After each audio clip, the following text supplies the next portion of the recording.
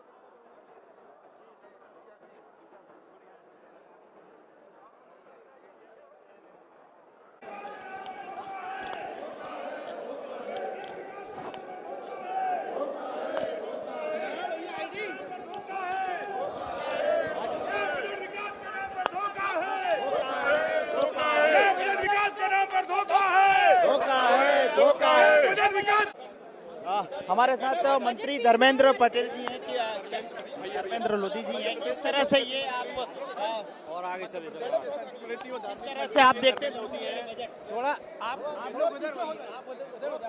आज का जो यह बजट है निश्चित रूप से गरीबों के सशक्तिकरण का बजट है, युवाओं के सशक्तिकरण का बजट है, अन्नदाता की भलाई की इसमें पर्याप्त व्यवस्था की गई है और नारी सशक्तिकरण और इसके साथ साथ इंडस्ट्री को लेकर भी इस बजट में विशेष इंडस्ट्री और इंफ्रास्ट्रक्चर इन दो बातों को लेकर इस बजट में विशेष प्रावधान यशस्वी मुख्यमंत्री डॉक्टर मोहन यादव जी के नेतृत्व में किए गए हैं।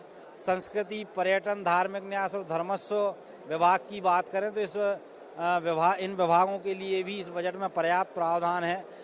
लगभग 2055 करोड़ रुपए की राशि इस बजट में इन विभागों के लिए माननीय मुख्यमंत्री जी के नेतृत्व में प्रदान की गई है और निश्चित रूप से यह बजट आने वाले समय में मध्य प्रदेश पर्यटन के क्षेत्र में क्रमांक 1 का प्रदेश बने, इस दृष्टि को लेकर ये बजट मील का पत्थर साबित होगा। मैंने बताया ना कि इसमें पर्याप्त प्रावधान किए गए हैं। 2055 करोड़ रुपए की राशि का प्रावधान माननीय मुख्यमंत्री जी ने किया है और इसमें पिछली बार की अपेक्षा बहुत बढ़ोतरी हुई है। ये बजट विकास के नाम पर धोखा है, धोखा है, धोखा है। ये बजट मध्य प्रदेश की जनता से धोखा है, धोखा है, धोखा है। ये बजट मध्य प्रदेश की जनता से धोखा है, धोखा है, धोखा है। ये बजट विकास के नाम पर धोखा है, धोखा है, धोखा है।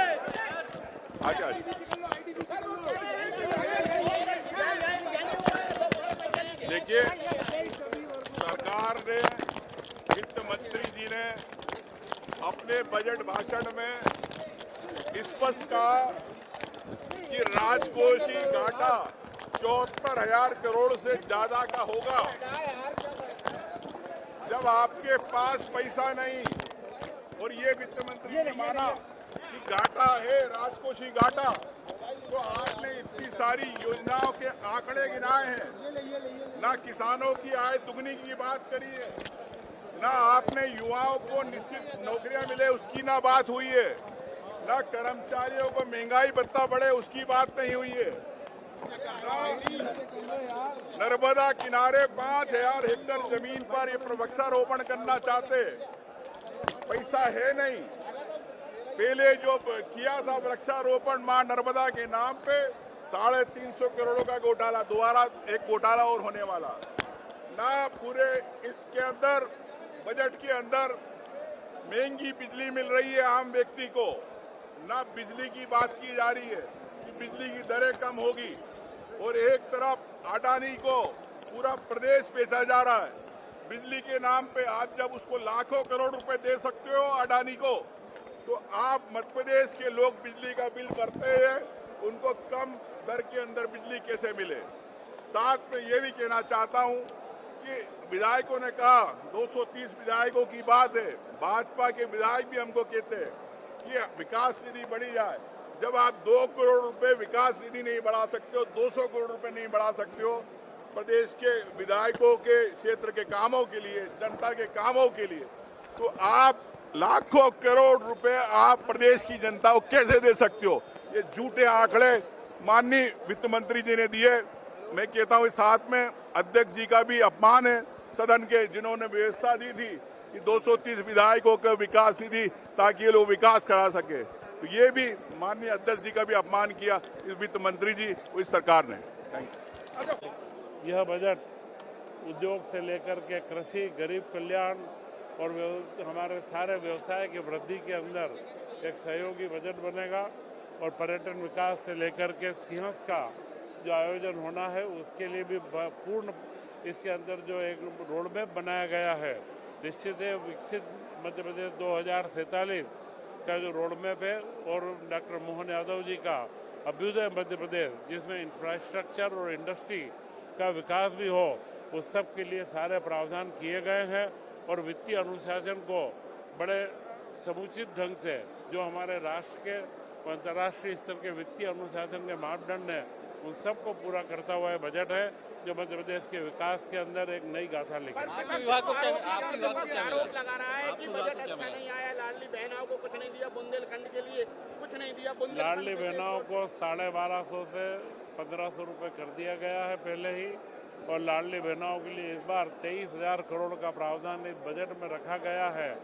तो यह जो बोलते थे कि लाडली बहना बंद हो जाएगी, उन लोगों के लिए यह बिल्कुल सामने स्पष्ट है कि बंद नहीं होगी, आगे और चलती जाएगी। और हमारे मुख्यमंत्री डॉक्टर मोहन यादव जी घोषणा कर चुके हैं कि जो हमने 5 वर्ष का संकल्प पत्र जारी करा था उनको 3,000 रुपये तक हम पहुंचाएंगे। तो उसके लिए यह बजट हमारा संकल्प है। आपके विभाग को क्या इस बजट में मिला है? वो उद्योग विभाग के अंदर जो इंफ्रास्ट्रक्चर और हमारी सब्सिडी की सुविधाएं हैं, पुराने सारे दायित्व हम दे चुके हैं, और इस बजट में उसमें वृद्धि की गई है।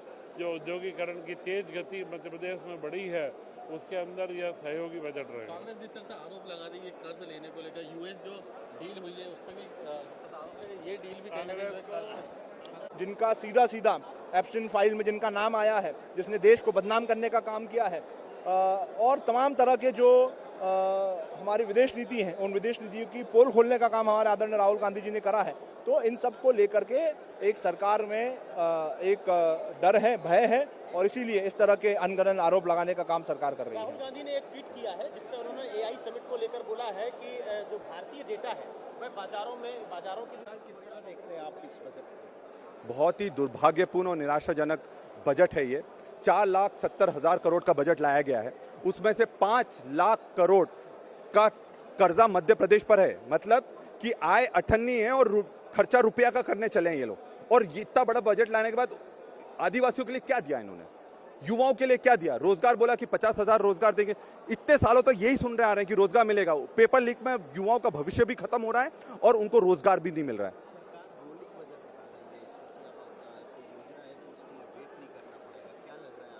रोलिंग नहीं, अगर इन्होंने इसी तरह चला तो 2028 में रोल कर बाहर हो जाएंगे ये लोग। ये कह रहे हैं एक बात, सुझाव मांगे सरकार ने बजट के लिए अलग-अलग लोगों से, क्या विपक्ष की तरफ से भी कोई सुझाव? भैया हमारे पास तो कोई नहीं आया, और हमने जो सुझाव दिए थे उसका पालन भी नहीं हुआ। पूरा का पूरा बजट एक ही जगह जा रहा है और बाकी लोगों को कुछ नहीं मिल रहा है। गरीब, आज किसान क्यों आत्महत्या कर रहा है? मतलब कि उसको नहीं मिल पा रहा ना। यूरिया की लाइन में, खाद की लाइन में आपको खड़े रहना पड़ रहा है, बीज की लाइन में आपको खड़ा रहना पड़ रहा है, तो किसान कहाँ जाए, तो किसके पास जाए? अरे वो मुफ्त उन्हीं को पता है, जितना ऑनलाइन करते जा रहे हैं नीचे पता ही नहीं है लोगों को क्या योजना आ रही है, किसके पास मशीनें जा रही है, किसको रोजगार मिल रहा है, सब पेपर में काम चल रहा है। और असली में ये सरकार पूरी तरह से मध्य प्रदेश को गर्त में ले जाने का काम कर रही है। जी सर, आज बजट में किस तरह का बजट है? मध्य प्रदेश सरकार विकसित भारत की के संकल्पना को साथ में लेकर के काम कर रही है, अमृत भारत संकल्पना लेकर के काम कर रही है। और ये प्रदेश का जो बजट होगा, ये बजट में 11% से अधिक जीडीपी का विकास का बजट होगा। और किसान की, मजदूर की, युवा की आर्थिक स्थिति कैसे सुधर हो उसका बजट होगा। और महिला सशक्तिकरण का बजट होगा। गृहिणी का आत्मनिर्भर गृहिणी बने उसके हित में बजट होगा। कृषि को की उन्नत कृषि कैसे की जाए, उत्पादन क्षमता कैसे बढ़े उसका बजट होगा। कृषि में नई प्रयोगशालाओं के साथ में नई खाद और नए बीजों का उन्नत का बजट होगा। इस प्रकार शिक्षा, स्वास्थ्य को लेकर भी यह बजट विकसित बजट होगा। विद्यार्थियों के हित का बजट होगा। धन्यवाद।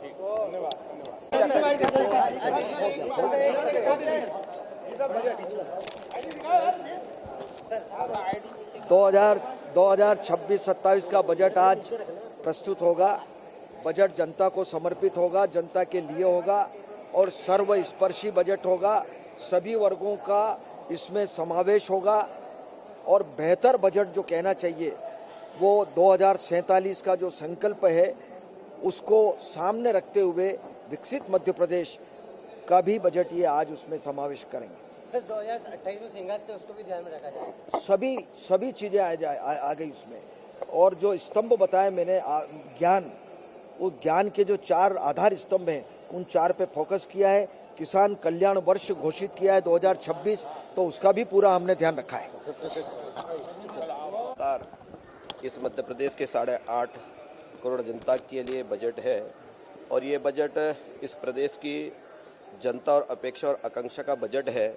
और मुझे लगता है कि देश के प्रधानमंत्री नरेंद्र मोदी जी का जो सपना है कि 2047 में भारत को विकसित और आत्मनिर्भर बनाना है, उसी दिशा में ये बजट आ रहा है। कांग्रेस ने श्वेत पत्र जारी करने की मांग की है। मध्य प्रदेश की सरकार आर्थिक स्थिति कांग्रेस आज विपक्ष में है, वो विपक्ष की भूमिका निभा रही है, लेकिन भारतीय जनता पार्टी की सरकार मध्य प्रदेश के साथ 8.5 करोड़ जनता के हित में निर्णय ले रही है। आज बजट पेश होना, उसके बाद इस बजट में कृषि के लिए, युवाओं के लिए, स्वास्थ्य चिकित्सा के लिए, महिलाओं के लिए, अनुसूचित जाति, पिछड़ा वर्ग, अल्पसंख्यक और जनजाति के लिए भी प्रावधान किया गया है। छात्र छात्राओं के लिए भी प्रावधान है और खास करके स्कूल शिक्षा और उच्च शिक्षा दोनों पर भी बजट का प्रावधान किया गया है। खेल युवा कल्याण में हमारे युवा साथी खिलाड़ी अच्छा खेलें, इसके लिए भी बहुत अच्छा बजट में प्रावधान किया गया है।